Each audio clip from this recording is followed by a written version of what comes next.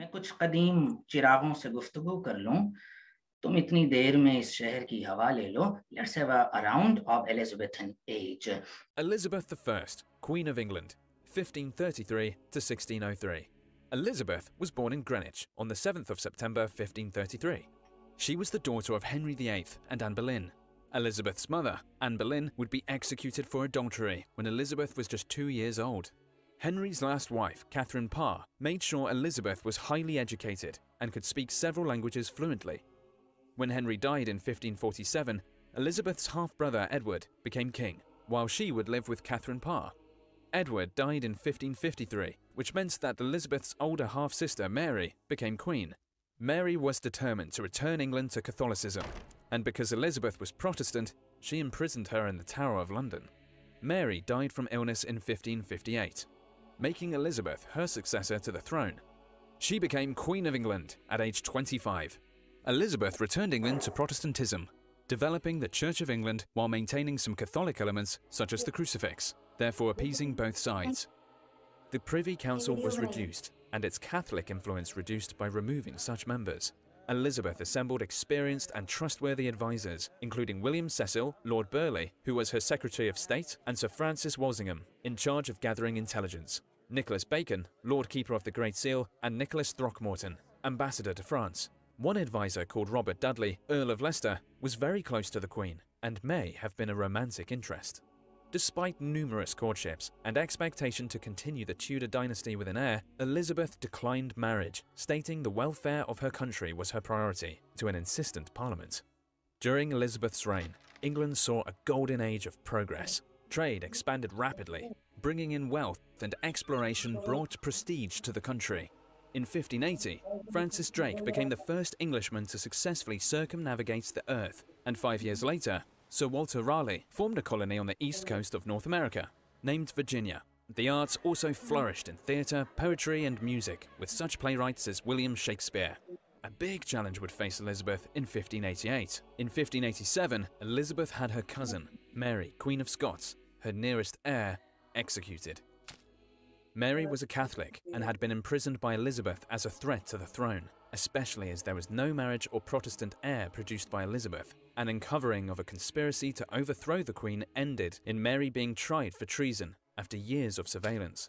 After Mary's execution, Catholic King Philip II of Spain launched an invasion of England to remove Elizabeth and restore Catholicism.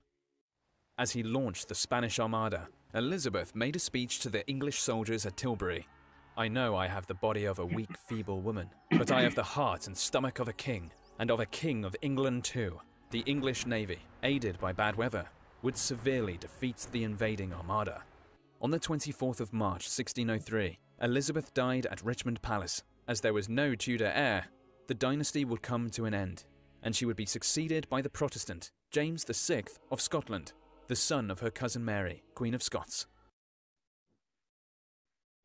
Okay जी, hopefully you enjoyed it. और लीजिए जनाब, ये थी हमारा एक round छोटा सा, जो कि यहाँ था आपके एलिजाबेथन एज का थोड़ा सा ओवरव्यू, थोड़ी सी ब्रेनस्टॉर्मिंग आपकी इस हवाले से हो जाती है, और इसमें से कुछ फैक्ट्स भी आए जो आपने यकीनन देखना था। और ओके, अनम्यूट भी करना था किसी ने, चलें कोई बात नहीं, अब तो हो गया जो होना था, अब उसमें आवाज भी आ गई, तो कोई इसमें बड़ी बात नहीं है। लेकिन जी 3 या 4 जगह इंपॉर्टेंट आया था, तो उसको जरा देख लीजिएगा। 3 या 4 जगह को जो इम्पोर्टेंट था एलिजाबेथन एज के हवाले से। इसे एलिजाबेथन एज, शेक्सपियरियन एज भी कह सकते हैं। शेक्सपियरियन एज सिर्फ इसलिए कि कुछ कद्दावर शख्सियात ऐसी होती हैं कि जिनके नाम पर हम करते हैं लिटरेचर का डिवीजन, जिसमें शेक्सपियरियन एज कह सकते हैं। लेकिन देखें, शेक्सपियरियन एज में सिर्फ शेक्सपियर ही तो नहीं है ना, और उसके जेरे असर बेन जॉनसन तो बिल्कुल नहीं है, और उसके जेरे असर बल्कि पहलू है मार्लो, लेकिन वो एलिजाबेथन एज में। तो इट इज प्रेफरेबल कि आप पॉलिटिकल डिवीजन पर ही रहें बजाय लिटरेरी डिवीजन के।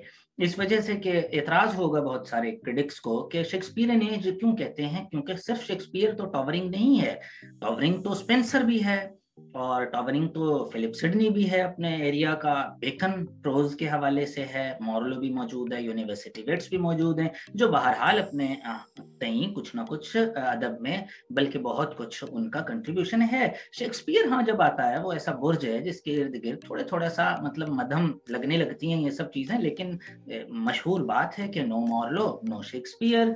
अगर मॉर्लो ना पेव करता उसके लिए तमाम ट्रेजेडी की राह तो शेक्सपियर ऐसा ना लिख सकता, और मॉर्लो के लिए गॉर्बोडक ना होता, अगर सेक्विले ना होता, नॉर्टन ना होता, तो ये बात ना बन सकती जो 1562 में ही जिन्होंने बुनियाद डाल दी थी इंग्लिश ट्रेजेडी की। इसलिए ये चीजें ये जो हैं ये आपस में जुड़ी हुई हैं, ये कनेक्टेड हैं आपस में, ये वेल नेट हैं पूरा लिटरेचर। और मेरे नज़दीक जो एलिजाबेथन एरा है इसी को आप पहला स्ट्रॉन्ग एरेना, पहला स्ट्रॉन्ग एपॉक समझेंगे इंग्लिश लिटरेचर का, क्योंकि चौसर में तो सिर्फ चौसर खड़ा है, अभी ड्रामा का कुछ नहीं आया, जबकि फिर बीच में एक सन्नाटा आ गया, एक ब्रेक आ गया यूं कह लें सादा लफ्ज़ों में, और माइनर सारे रहे जो भी पोइट्स आए, और कोई ड्रामा का उस तरह नहीं फिगर सामने आया जितना एलिजाबेथन एज में। मतलब बेकन मौजूद है प्रोज के लिए, ड्रामे के लिए मौजूद है, ये नैरेटिव कुछ ना कुछ चौसर ने, जैसे उसे ग्रैंड फादर ऑफ नैरेटिव कहा जाता है इंग्लिश लिटरेचर का, कि ग्रैंड फादर है जिसने नरेशन की बुनियाद डाल दी थी, कहानी गोई की, किस्सा गोई की, जिसने बयानिया अच्छा रखा था। अपनी पोइट्री में भी ऐसा लगता है हम कोई फिक्शन पढ़ रहे हैं शायद, और प्लस नॉन फिक्शन भी है, यानी दोनों चीजों का उसने खूबसूरत अमालगम पेश कर दिया था। लेकिन उसमें सिर्फ शायरी थी ना चौसेरियन एज में तो, लेकिन एलिजाबेथन एज ऐसी है कि जिसमें नैरेटिव भी आ गया, बेशक पहले से आया, और उसके बाद प्रोज भी आ गया, आपका ड्रामा भी आ गया, और फिलिप सिडनी जैसे लोग जो क्रिटिसिज्म भी कर रहे हैं, और साथ ही पोइट्स भी हैं, और इसी तरह स्पेंसर की आपके सामने फेरी क्वीन आ जाती है। तो यानी पहला स्ट्रॉन्ग एरिया जो इंग्लिश लिटरेचर का है और जो वेल कनेक्टेड है वो एलिजाबेथन एज का है। क्लियर है ना यहाँ तक बात? तो इसलिए इसे इंग्लिश लिटरेचर में हम बहुत अहम समझेंगे।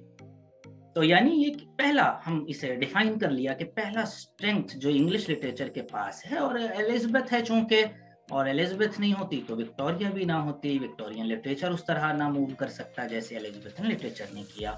तो एक बात तो ये हो गई इसके हवाले से। चलें अब कुछ तकनीकी बातें और ऑब्जेक्टिव के हवाले से, ये तो चलें सब्जेक्टिव की बातें हो गई, और अब हम बात शुरू करते हैं जनाब थोड़ी सी आपकी ऑब्जेक्टिव के हवाले से कि उसमें क्या क्या चीज़ें अहम हो सकती हैं।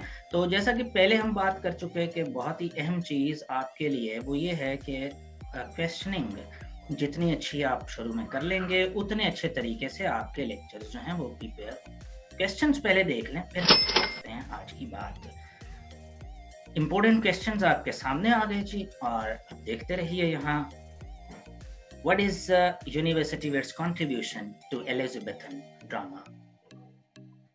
Next आइए, how did the University West contribute to the growth and development? Who were known as the University West?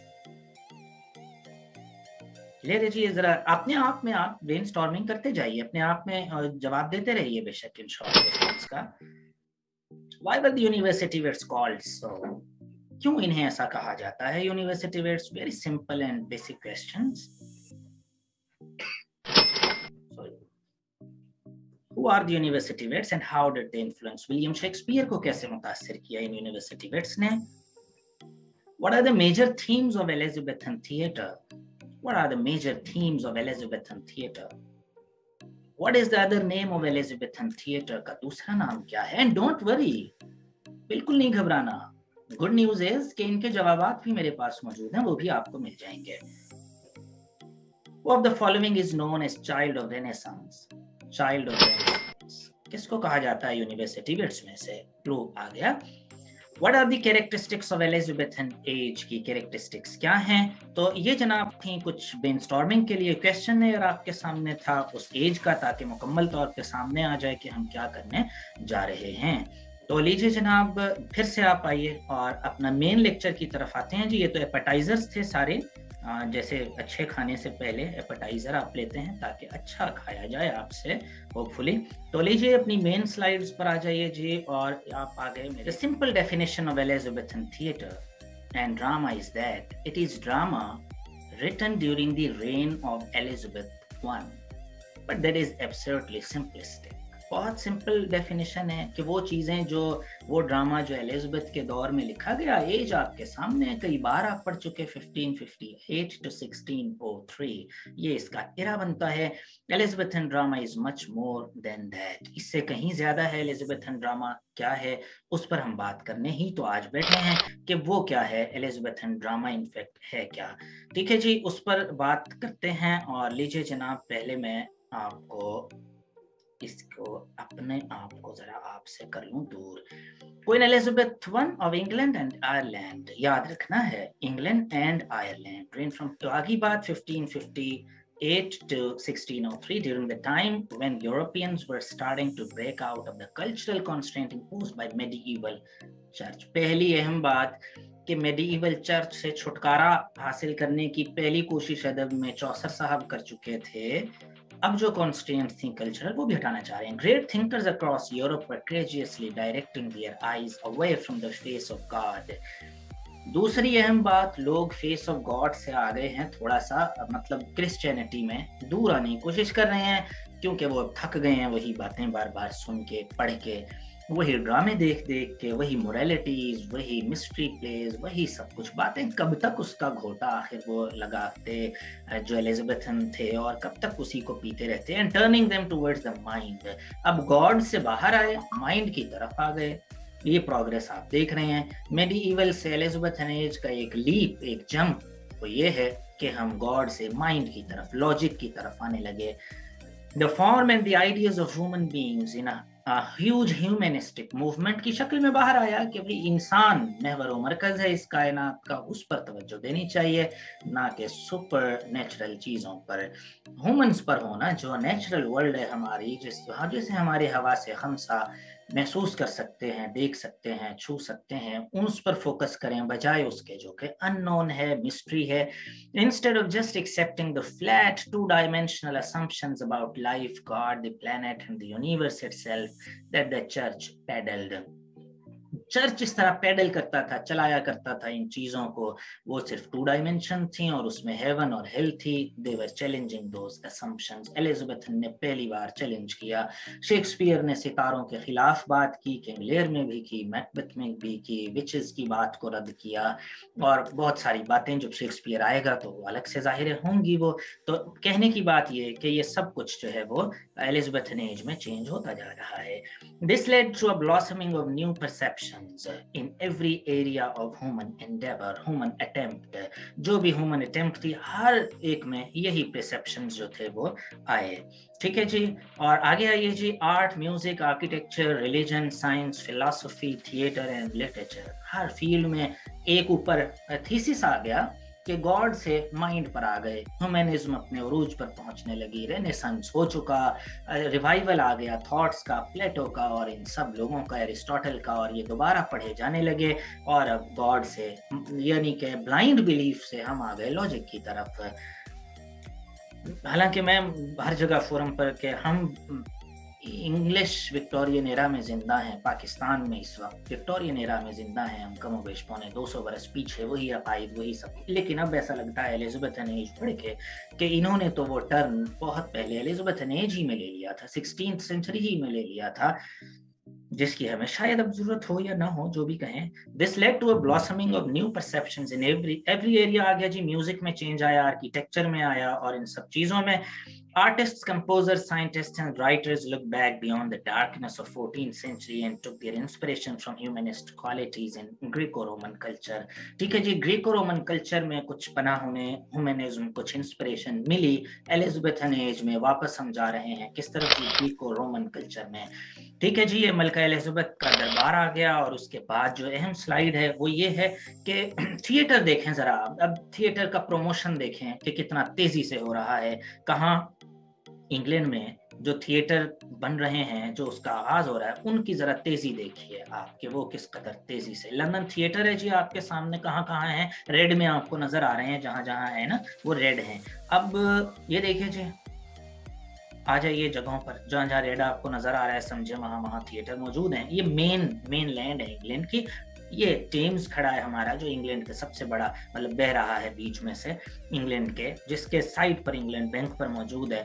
तो अब जरा हल्की सी बात ये देखें, यहाँ ठीक है जी। और आप कहाँ कहाँ देखेंगे जनाब, कितने रेड आपको नजर आ रहे हैं, वो सारे क्या हैं, वहाँ वहाँ आपका थिएटर मौजूद है। इतने थिएटर्स आज हमारे यहाँ मौजूद नहीं है, मुल्तान से लंदन छोटा ही है, ये देखें और ये देखें। अच्छा इसमें ही देखें अहम बात, जो सेंट कैथरीन चर्च है जी, क्राइस्ट चर्च है जहाँ ये मौजूद है, थिएटर मौजूद है, ये अहम बात है। द बुल इन है, सराय होटल्स हैं वहाँ मौजूद हैं। ठीक है जी। कारपेंटर्स हॉल है, हॉल भी बन गए, वहां भी मौजूद हैं। इनको यूज किया जाता था इन हॉल्स को, जैसे हमारे यहाँ कोई बड़े हॉल हो तो हम शादी के लिए, ये थिएटर के लिए यूज कर लेते थे। ये ट्रिनिटी हॉल मौजूद है। अब आते हैं इससे भी अहम बात पे। ठीक है जी, वो क्या है जी, इससे भी अहम क्या हो सकती है, वो जरा इधर आइए। जो मैं कल आपको, ये द ग्लोब खड़ा है, ये नीचे देखिए जरा, टेम्स के पार देखिए, टेम्स के पार नीचे यहाँ, यानी साउथ वर्क है ना ये भाई, मैप में साउथ नीचे ही होता है ना, तो ये नीचे आइए, ये देखिए ग्लोब मौजूद है, नजर आ रहा है ग्लोब आपको, ये द ग्लोब। ये बड़ी अहमियत का हामिल है जी द ग्लोब, क्योंकि अब भी मौजूद है। नया कंस्ट्रक्शन कल देखेंगे जब शेक्सपियर को छेड़ेंगे ना, कल हम शेक्सपियर को जाहिर पढ़ेंगे कल, तो कल देखेंगे द ग्लोब की नई कंस्ट्रक्शन कैसी है। ये द ग्लोब मौजूद है, देखें साउथ में, इंग्लैंड के टेम्स के पार, मेनलैंड से हटके यहाँ द ग्लोब मौजूद है। द स्वान मौजूद है, अहम नहीं है, ये तमाम का रीबिल्ट द ग्लोब हुआ था सिर्फ, और अब भी मौजूद है। यहाँ मेन प्लेस हुआ करते थे, नीचे आपने देख लिया जी। होपफुली जी ये आपको कुछ लंदन थिएटर्स जितने मौजूद हैं वहां आपको एक आइडिया हो गया कि किस कदर उस वक्त उरूज पे था थिएटर जो था। इतने सारे थिएटर सिर्फ लंदन में मौजूद हैं, 1600 सिरका में। ठीक है जी, इसके आसपास यानी करीब करीब इधर की बातें हैं। ओके जी, नेक्स्ट चलते हैं।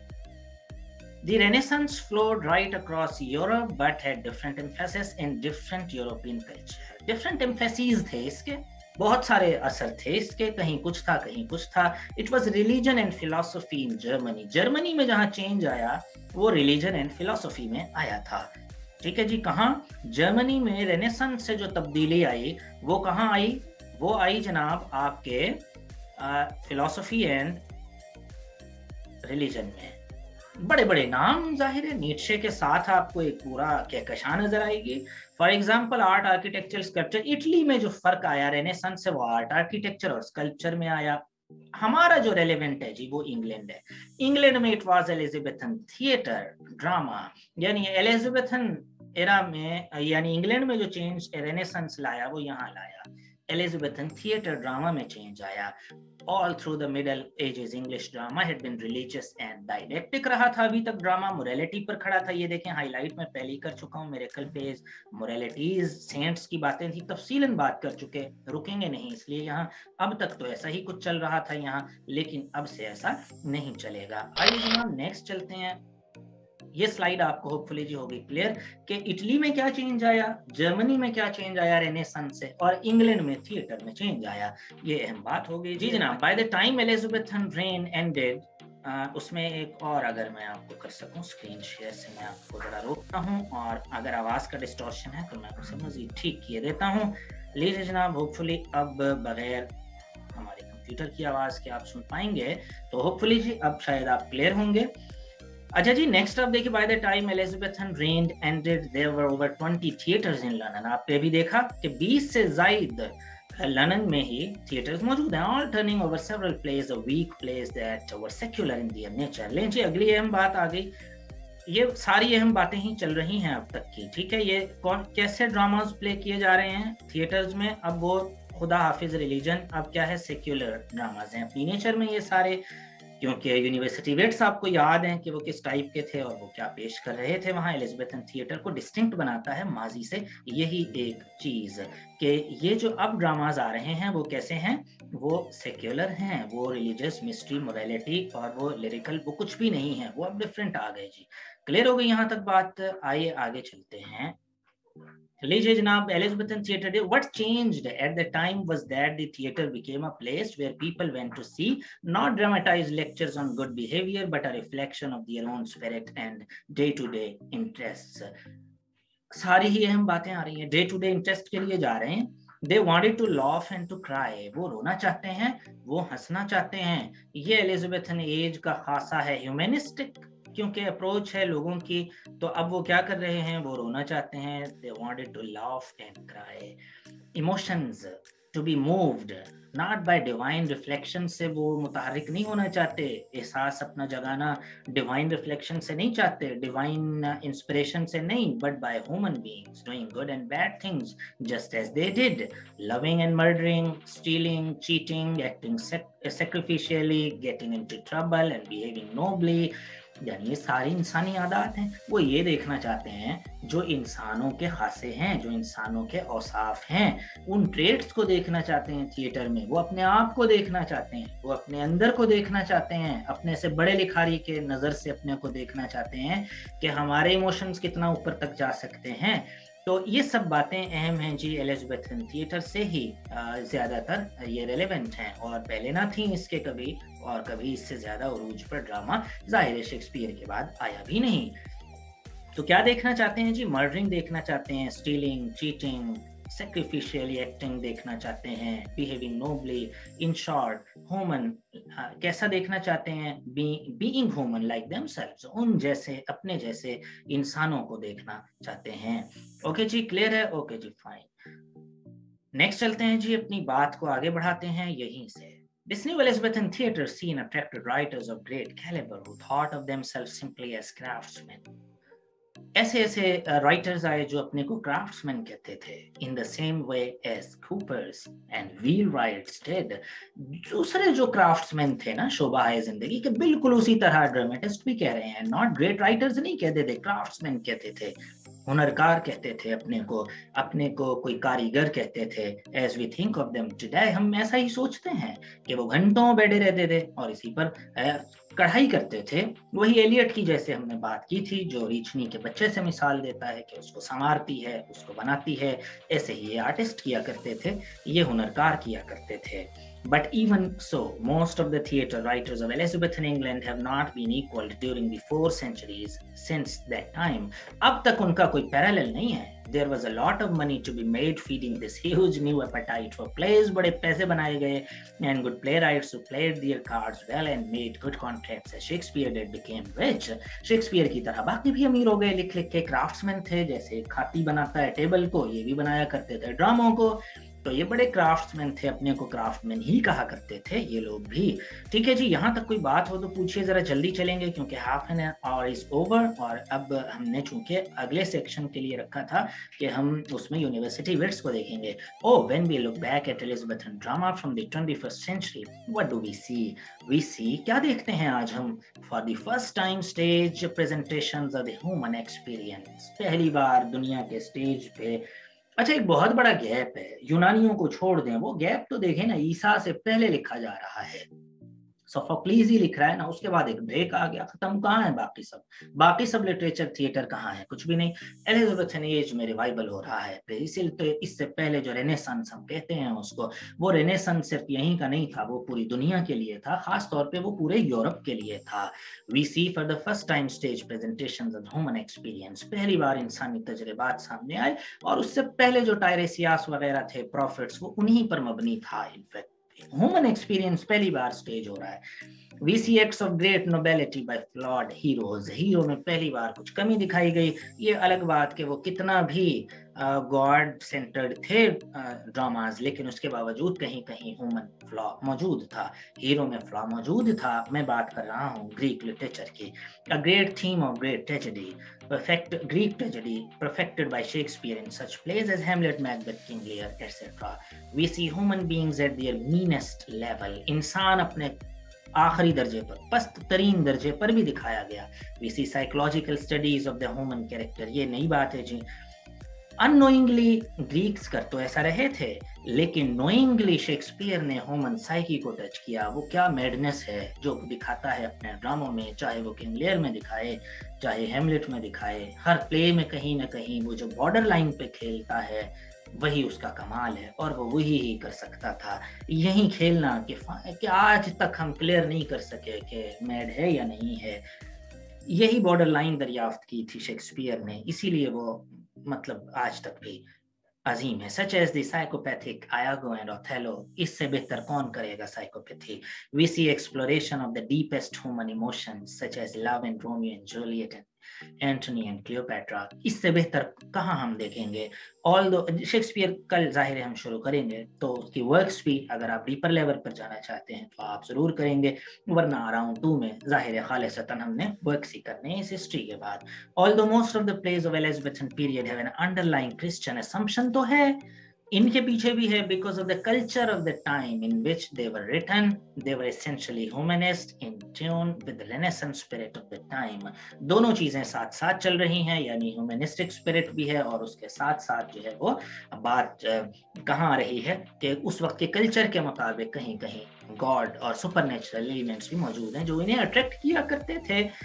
उसके बगैर लिखा नहीं जा सकता था ड्रामा, ये मजबूरी थी। ह्यूमनिस्टिक एलिमेंट्स ही फोकस थे, लेकिन उसमें कहीं कहीं रिलीजन आ जाया करता था। In Elizabethan drama because it is about people rather than god, ये बार बार हम फोकस कर रहे हैं इस बात पर कि it was about people rather than God. We see a lot of humour, लें जी ह्यूमर आ गया स्टेज पर, ठीक है। एलिजाबेथन एरा का एक और अहम खसूसियत आ गई, Human perfected by like Shakespeare and Ben Jonson with their memorable comic characters, ठीक है जी। कॉमिक कैरेक्टर्स लाए, शेक्सपियर लाया, बेन जॉनसन लाया, जबरदस्ती। शेक्सपियर से भी बड़ा क्राफ्टमैन तो ये था जो क्राफ्ट से ही करता था ड्रामों को। with their memorable comic characters and their satirical look at their own time as well as light-hearted social comedies, ठीक है जी। ये आप पढ़ लेंगे, स्लाइड्स आपको मिल जाएंगे, सिंपल। इसमें कोई ऑब्जेक्टिव की अहम बात यही है कि अपने उरूज पर आ गया है ड्रामा और ह्यूमनिस्टिक और ह्यूमर इंट्रोड्यूस हो गया स्टेज पर। क्लियर है जी। की डेट्स कुछ देखते हैं और उसके बाद इस सेशन को हम ऑफ करते हैं और फिर हम जाएंगे अपने नेक्स्ट सेशन की तरफ। तो लीजिए जनाब, की डेट्स एलिजाबेथन एज की आप देख लेंगे, इसको मैं थोड़ा सा आपके लिए और ज्यादा कर देता हूँ बड़ा। होपफुली जी अब क्लियर है, और अब भी नहीं है तो लीजिए जी और इसको आपके सामने ले आता हूँ। ये की डेट्स आ गई एलिजाबेथन एरा की, ये ऑब्जेक्टिव के लिहाज से ऑब्वियसली अहम है, और खास तौर पे जो मैंने हाईलाइट किया है ग्रीन में उनको आप खास तौर पे देखिएगा।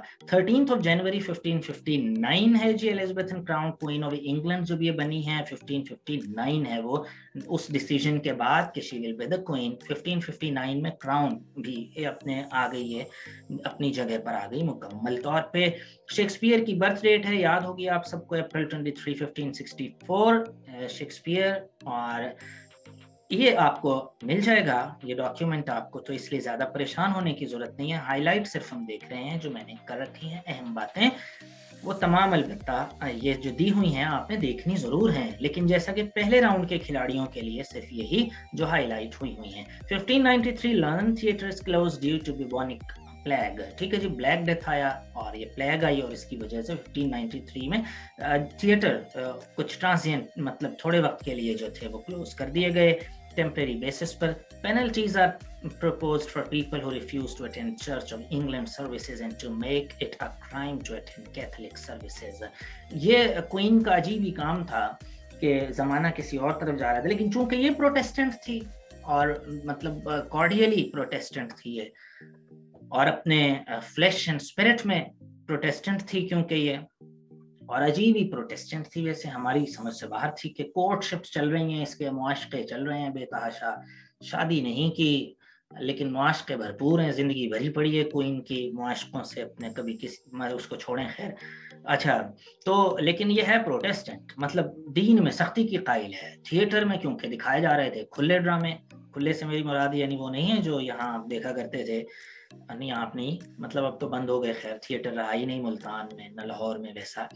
तो मतलब ये है कि ह्यूमनिस्टिक थे, यानी इंसानी एलिमेंट्स उसमें आ गए थे, गॉड से थोड़ा सा दूर जाने लगे थे। लॉजिकल जो ही हम होने लगते हैं तो ब्लाइंड बिलीफ गायब होने लगता है, और वो जैसे गायब होने लगता है तो अच्छा भी नहीं लगता किसी को, इसे भी नहीं था।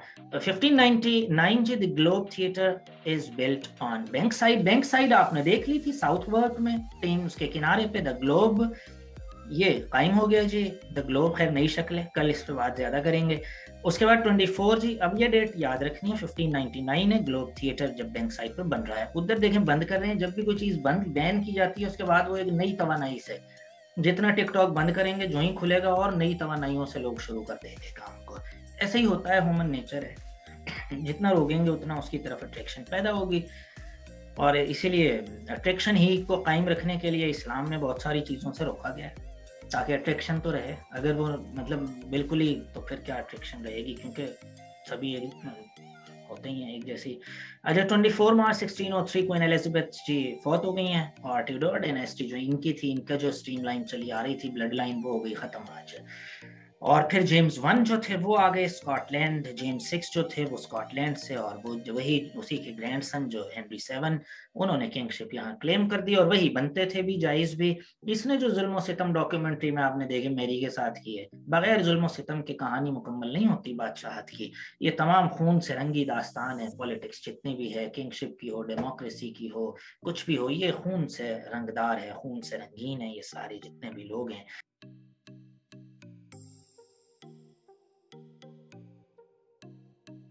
You know already some of the things about them, and we are discussing them in detail. So they are the university weights. Let me disappear. I should not be there among university weights. That's not a good idea. So the university weights, Oxford University से पढ़े हुए लोग याद रखने चाहिए, दोनों George Peele and Thomas Lodge, ये जो बीच में मैंने आपको दिखाए हुए हैं, ये साहिबान पढ़े हुए हैं कहाँ से? ऑक्सफोर्ड यूनिवर्सिटी से। थॉमस लॉज और जॉर्ज पील, पहले इन सब के नाम आपको रिमाइंड करवा दें। John Lyly, Robert Greene, Thomas Lodge, Peele, George Peele, and the greatest one Christopher Marlowe, Thomas Nashe and Thomas Kyd. The last one Kyd है ना, क्योंकि बच्चा है ये, तो स्पेलिंग वो नहीं है, स्पेलिंग वो नहीं है, कभी आप समझे, मैं ये वाले स्पेलिंग समझ के इसे किड कहता हूं, याद रखने के लिए। These are called mnemonics in teaching. Kyd नहीं, बल्कि पढ़ेंगे इसे किड ही, गाइड नहीं पढ़ेंगे, किड पढ़ना है आपने। तो थॉमस किड है जी नेक्स्ट आपका। तो John Lyly, Robert Greene, Thomas Lodge, George Peele, Christopher Marlowe, Thomas Nashe और थॉमस किड, ये नाम आ गए जी। दी मर्चेंट टेलर स्कूल का जिक्र क्यों आ गया यहाँ, ये जिक्र क्यों है? ये बड़ी अजीब बात है कि ये जिक्र यहाँ क्यों आया, इसका जिक्र तो नहीं आना चाहिए था यहाँ, क्या ख्याल है? दी मर्चेंट टेलर स्कूल, बताइए जी क्यों आया ये जिक्र? ऑक्सफोर्ड यूनिवर्सिटी के जो नाम है वो तो चले जिक्र आना बनता है, क्या ख्याल है? इनका जिक्र आना तो बनता है कि ये ऑक्सफोर्ड यूनिवर्सिटी के पढ़े हुए हैं। बाकी कहाँ के हैं? बाकी कैम्ब्रिज के हैं सारे, थॉमस नैश भी, रॉबर्ट ग्रीन और जॉन लिली जो हैं, ये क्रिस्टोफर मार्लो, ये कैम्ब्रिज के हैं, ये दो ऑक्सफोर्ड के हैं, और ये कहीं का भी नहीं है थॉमस किड। लेकिन चूंकि इनके स्टाइल में लिखता था और बड़ा अच्छा ही राइटर था ये भी, तो इसलिए ये पढ़ा हुआ था मर्चेंटाइल स्कूल का, ये नहीं था यूनिवर्सिटी का, लेकिन फिर भी हम इसे यूनिवर्सिटी विट्स में शामिल कर लेते हैं। तो ये आ गई जी डिवीजन। अच्छा, ये जो डिवीजन आप देख रहे हैं ना, ये कोई ऐसा नहीं था कि मतलब डिवीजन उस वक्त ये की गई थी, नहीं नहीं नहीं, ये अहम बात है ऑब्जेक्टिव के हवाले से। ये तो जनाब ये थे सेंट्सबरी, ये सेंट्सबरी नाम मैंने लिख दिया आपके लिए यहाँ, ये इनकी तकसीम थी ये कि इनको यूनिवर्सिटी वेट्स कहा जाए। सेंट्सबरी ने कहा था इन्हें यूनिवर्सिटी वेट्स, इनकी खुद की नहीं थी, 19th सेंचुरी में ये क्वाइट की थी इसने टर्म सेंट्सबरी ने, कि ये यूनिवर्सिटी वेट्स इन्हें कह देते हैं हम अपनी आसानी के लिए। तो इसलिए ये यूनिवर्सिटी से पढ़े हुए थे अक्सर, थॉमस किड के अलावा ये यूनिवर्सिटी वेट्स हो गई जी। ये ब्रेनस्टॉर्मिंग काफ़ी है इसके लिए, आपको नाम भी आपके सामने रिवीजन हो गई। आगे चलते हैं, the university wits.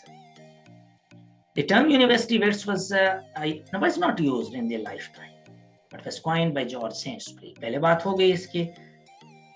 19th century journalist and author Saintsbury argues the rising sap of dramatic creativity in the 1580s showed itself in two separate branches of national tree. The university is a phrase used to name a group of late 16th century English playwrights and pamphleteers who were educated at the University, Oxford or Cambridge and who became popular secular writers. ये अहम बात याद रखनी है, सारे के सारे तकरीबन secular writers हैं, liberal हैं, humanistic हैं. It was the earliest stage of development of drama as a popular means of entertainment in public theaters and playhouses. Houses पढ़ेंगे, हाँ अकेले को house कहें, scene से कहें, लेकिन जब Next, characteristics to Elizabethan group, historian event or attending Oxford or Cambridge, pioneer of English drama, rival of Shakespeare, educated Renaissance writer. Objective के हवाले से चूंकि बहुत अहम नहीं है, आगे चल रहा हूँ मैं। Members कौन कौन है, बात हो चुकी, सो आगे चलेंगे।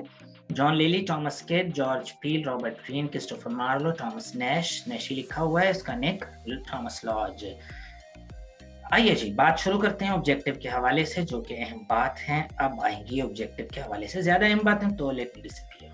आप फोकस कीजिए स्लाइड्स पर। जॉन लेली was an English writer, poet, dramatist, playwright and politician. अहम बात आ गई, पॉलिटिशियन की बात आए तो जॉन लेली को याद रखेंगे, पॉलिटिशियन है। ये छोटी छोटी सी बातें ऑब्जेक्टिव में आके एकदम अहम हो जाती हैं, तो इसलिए आपने इजी किसी चीज को भी नहीं लेना।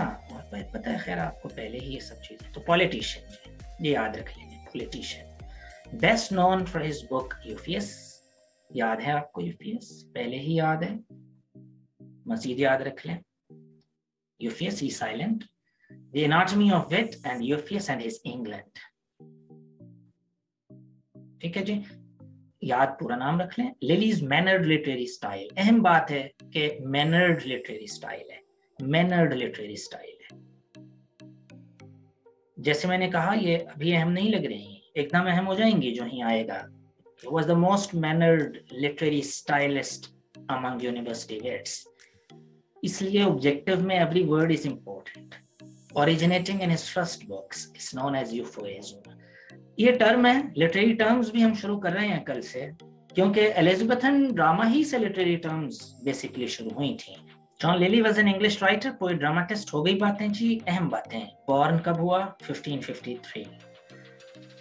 कल के लिए नहीं रखना आपने ये सब कुछ, कभी आप समझे मैं कल कर लूंगी, कल कर लूंगा, कल वाली बात नहीं है। कल के लिए नया काम होगा, क्या ख्याल है आपके अबू बकर?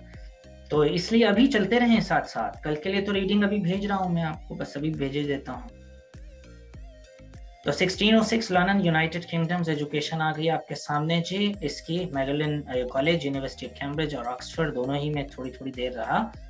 Medium for his expression, prose को अपनाया। Comedies, mythological plays and allegorical plays are extremely witty in character. ये अहम बात है, विटी कैरेक्टर्स। इंपॉर्टेंट प्लेज इसके याद रखेंगे, क्योंकि सब्जेक्टिव के दरमियान में जब आती हैं चीजें तो याद रहती हैं।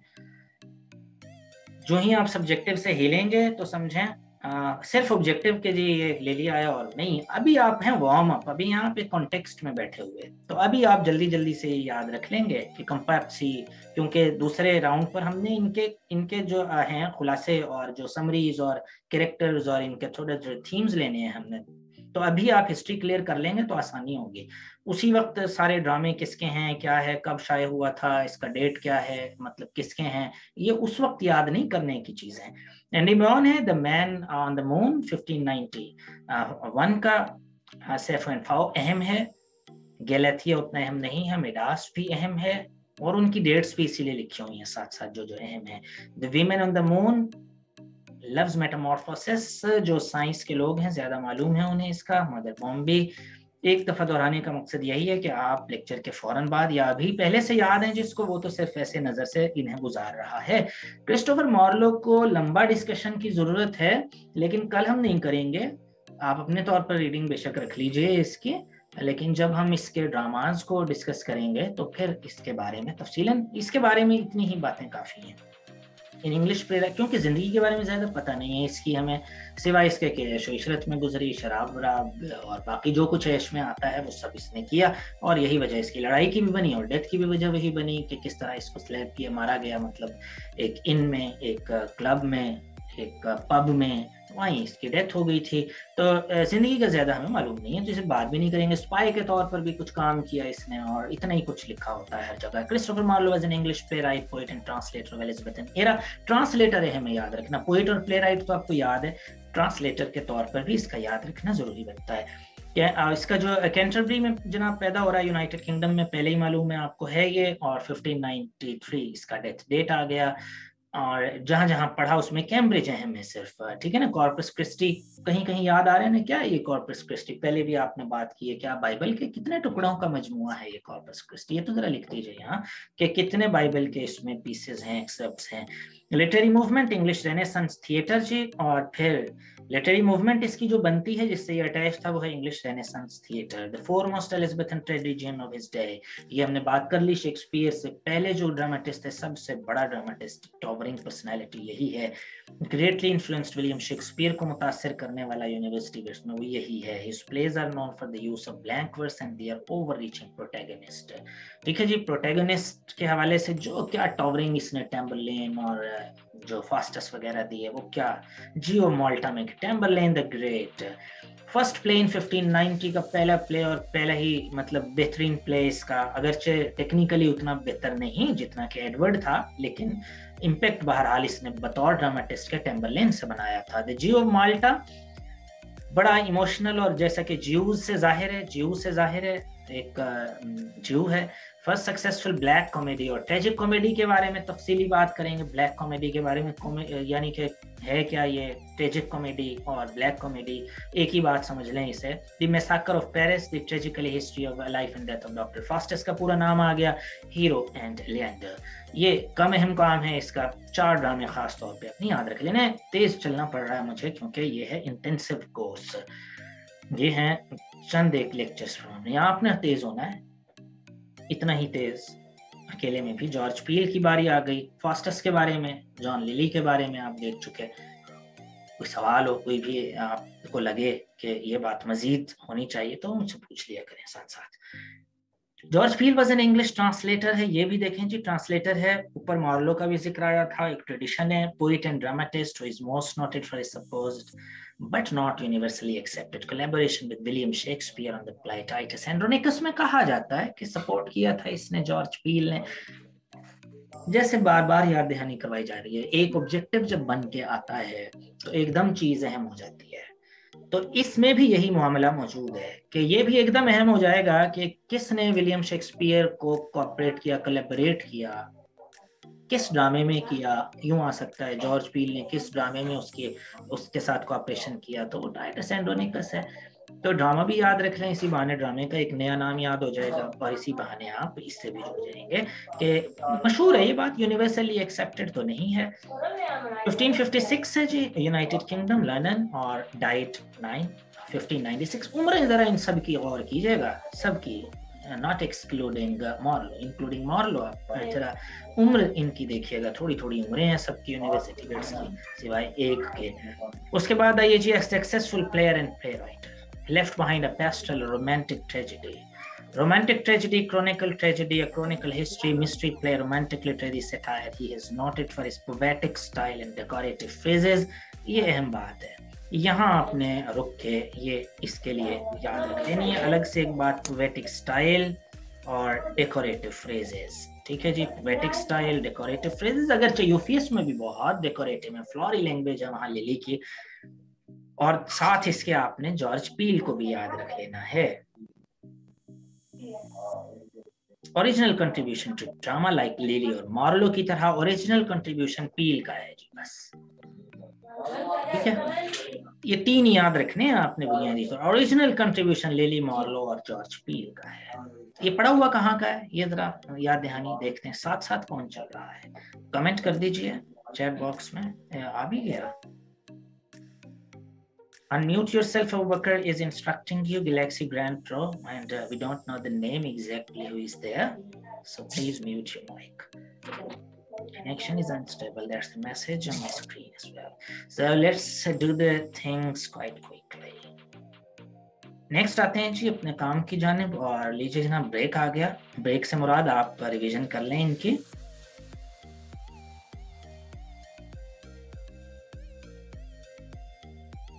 Next slide, let's catch the next important place. इसके अपने हवाले से नोट्स बनाइए, जैसे आपको इजी लगता है वैसे नोट्स बनाते रहिए ना।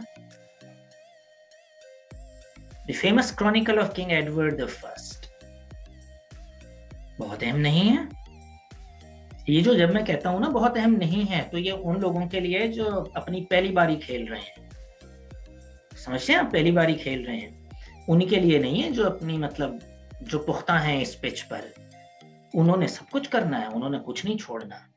ये वार्निंग आप समझ लें इसे। ये जो मैं कहता हूं कि ये अहम है, ये नहीं है, ये उनके लिए जो अभी पिच पर आए हैं और राउंड 2 में कवर करेंगे और आपके साथ आएंगे, जो मंजे हुए खिलाड़ी हैं उनके साथ आएंगे। तो इसलिए आपने इसमें बिल्कुल किसी तजब्जुब का शिकार नहीं होना। ये है जी जो याद रखेंगे सब, नए पुराने, द अरेंजमेंट ऑफ पेरिस 1584, ये याद रखना है सबने। ये याद रखना है the old wives tales by Peele. ये है सही contribution, original contribution to drama इन्होंने दिया, Lyly, Peele and Marlowe. The love of king David and Bethsabe कहीं कहीं नजर आएगा, B.R. मलिक ने भी खैर जिक्र किया है। The battle of Alcazar, the device of pageant, the life and death of Jack Straw. Clear है जी? ये दो अहम है, ये दो बार बार देखेंगे आप इसके, ये दो dramas. Old wives tales hopefully याद हो गए होंगे, द अरेंजमेंट ऑफ पेरिस 1584, बहुत आम सवाल है ऑब्जेक्टिव का, the old wives tale written by, कम अहम सवाल है। The old wives tales was published in dash. Thomas Lodge was an English physician and author during Elizabethan and Jacobean periods. फर्क क्या है इन दोनों में, ये हमने तफसीलन बात करनी है इस पर। और लीजिए जी, अहम बात जैसे कि बात हुई थी, हर एक के बारे में कुछ ना कुछ है जरूर, तो वो है क्या? जरूर फिजिशियन है ये साहब, ये अहम बात है, अलग है बाकियों से, बाकियों में नहीं थी ये बात। तो 1558 लर्नन और ये थॉमस लॉज के बारे में हम चल रहे हैं, और इसके बारे में और एक अहम बात थी कि ये कहाँ से आपके पढ़ा हुआ है वो बता दीजिए, लिख दीजिए अपने चैट बॉक्स में। एलिजाबेथन पोएट, ड्रामाटिस्ट, सैटायरिस्ट, ये एक और नई बात इसके बारे में। Pamphlet, treatise, pros writer. Treatise जैसे पोएटिक्स में अगर ऑप्शन आती है ना कि वो क्या था, पोएटिक्स एरिस्टोटल की, वो भी ट्रीटाइज है, यानी एक पीस ऑफ क्रिटिसिज्म है। कोई बहुत बड़ी बुक नहीं है क्रिटिसिज्म की, बल्कि एक छोटा सा, मतलब एक छोटी सी, आपने देखा था 26 चैप्टर पर छोटी सी बुक है, कोई बहुत मोटी बुक नहीं है क्रिटिसिज्म की, वो ट्रीटाइज होती है। तो किसी भी जिसमें डॉक्ट्राइन्स कुछ बयान किए गए हों, कुछ प्रिंसिपल्स हों और छोटा सा कोई बुकलेट सा हो, उसे ट्रीटाइज कहते हैं। तो इसकी भी बहुत सारे मौजूद हैं। प्रोज राइटर है सॉरी ओके जी, नेक्स्ट देखिए।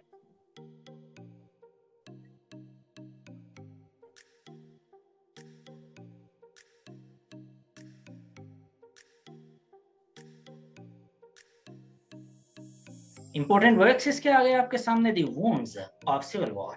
वुंड्स पढ़ेंगे इसे, वुंड्स, ना कि वाउंड पढ़ें। यहाँ पे स्पेशलाइजेशन है ना इंग्लिश में, हर लफ्ज पर आपके लोग रुकते हैं, गौर करते हैं कि ये कैसे पढ़ रहा है।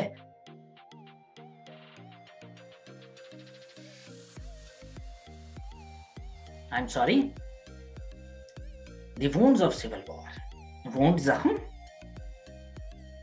और क्या वो हो सकता है वुंड, ये तो याद करके बताइए। वुंड और क्या हो सकता है? जी जी, यही जो मैं पूछ रहा हूँ, वुंड ये क्या है? जख्म। और वाउंड भी होता है, वाउंड भी होता है, wound, wound WOUND same spelling के साथ, लेकिन वाउंड पढ़ेंगे उसे हम। होमोग्राफ है, आवाज डिफरेंट है लेकिन लिखा ऐसी जाएगा, होमोग्राफ है यानी लिखा एक जैसा जाएगा। हर लफ्ज अहम है। होमोग्राफ क्या होता है? जिसके स्पेलिंग सेम हो, बोला मुख्तलिफ जाए। जैसे मैं कह रहा हूँ वाउंड भी होता है, वाउंड होता है ये तो है ना वुंड, जख्म। वाउंड होता है वाइंड की दूसरी फॉर्म, वाइंड की दूसरी फॉर्म। अच्छा, वाइंड WIND, वाइंड हवा वाला नहीं, तेज हवा वाला। वाइंड घड़ी में चाबी देने वाला, घड़ी में चाबी देना, ठीक है ना। आई वाइंड माई क्लॉक, मैं अपने क्लॉक को चाबी देता हूँ। वाइंड वो घड़ी में चाबी देना, वाइंड। या वाइंडिंग वेज, जिगजैग जो रास्ते होते हैं उसे कहते हैं वाइंड। पढ़ेंगे वाइंड लॉन्ग वाउल के साथ, लॉन्ग आई के साथ, वाइंड। और जो हवा वाला है वो विंड पढ़ेंगे उसे, WIND, स्पेलिंग फिर सेम है, वाइंड की और विंड की, विंड हवा और वाइंड घड़ी में चाबी देना। तो वो जो वाइंड है ना, उसकी दूसरी फॉर्म को हम पढ़ेंगे, तीसरी फॉर्म को भी वाउंड, यानी उसके पास्ट पार्टिसिपल को वाउंड पढ़ेंगे हम। क्लियर है ना? Wind, wound, wound. और ये वुंड है, जख्म वाला। यही इंग्लिश है जी। अच्छा जी, इसके प्लेज आपने देख लिए इतनी देर में, और जिसके सन लिखे होते हैं, जैसे यहाँ लॉन्ग बेयर्ड का लिखा है, पूरा नाम the life and death of William long Baird, तो ये अहम है, 1593 का पब्लिकेशन है। और इसी तरह ट्रीटाइज ऑफ द प्लेग 1603 का है, ये अहम है। बाकी आप देख लीजिएगा, difference of poetry, music and stage plays, ये इसके अहम काम आ गए जनाब। और कोई बात हो यहाँ तक पूछने की तो वो भी साथ साथ आप पूछते रह सकते हैं।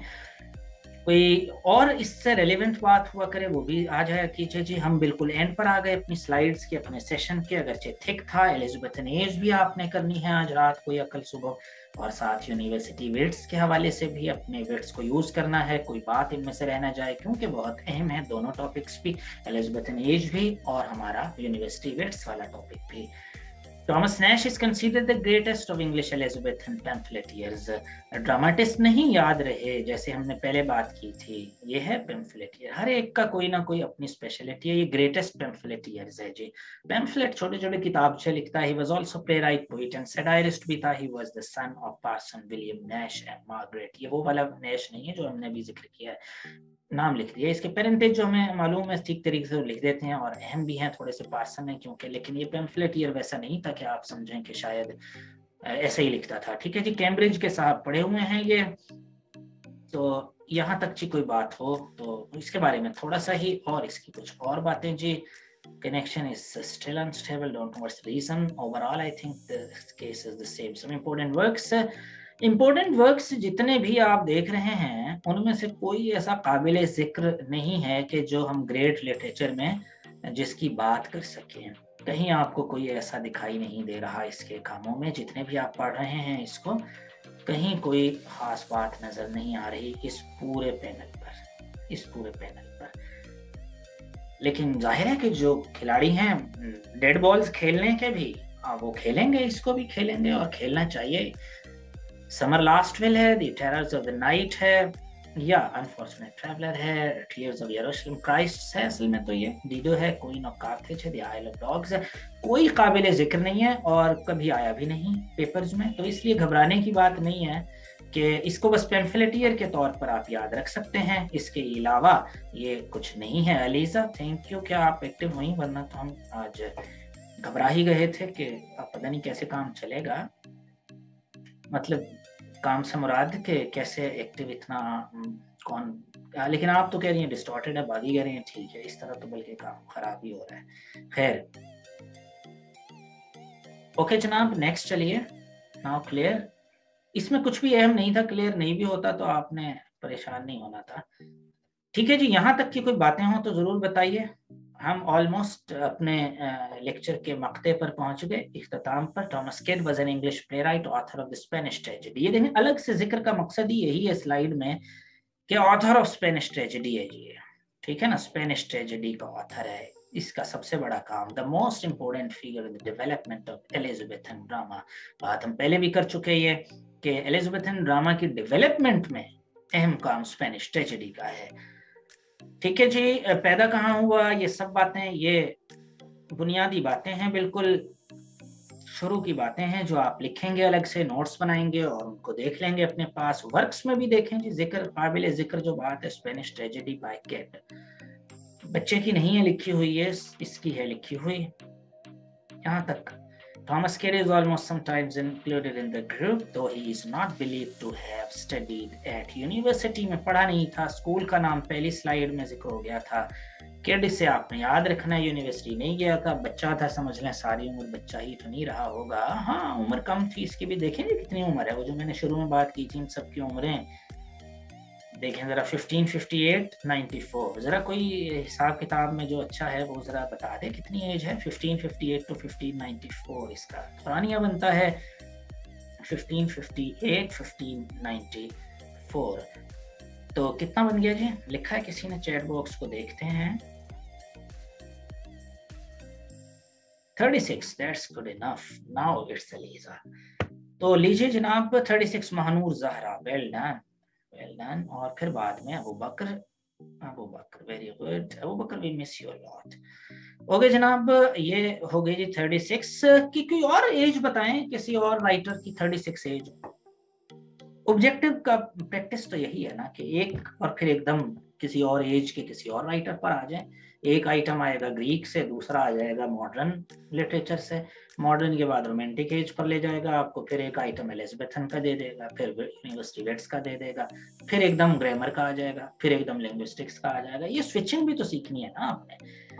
तो जल्दी से बता दीजिए 36 में और कोई राइटर आपको याद आता है जो 36 एज का हो जी, तो कोई बताएं जी। हाँ, पहुंचा कीट्स की कब्र पर तो भर आई आंखें, लेकिन कीट्स नहीं है जी। मानूर ज़ाहरा ने ठीक जवाब दिया अबू बकर, कीट्स की उम्र 36 साल भी नहीं थी, वो तो 26 साल थी ना। जैसे पहुंचा कीट्स की कब्र पर तो भर आई आंखें फराज का मशहूर शेर है अबू बकर, और शेर ये है, सही करता हूँ इसको मैं, कीट्स की कब्र पे पहुंचा तो भर आई आंखें, कीट्स की कब्र पे पहुंचा तो भर आई आंखें, उस जवां मर्ग से जैसे थी शनासाई बहुत, उस जवां मर्ग से जैसे थी शनासाई बहुत। ये अहमद फराज जब गया था कीट्स की कब्र, रोम में इसकी कब्र है चूंकि, तो वहां पर इसने लिखा था ये शेर। तो ये बायरन की 36 एज थी जी। Manur very good. ओके जी, आगे चलते हैं अपने काम को इख्तिताम पर, क्योंकि वो भी हमें दे रहा है बार बार वार्निंग हमारा जूम, और असल काम जाहिर है वो जो आप करते हैं वही होता है।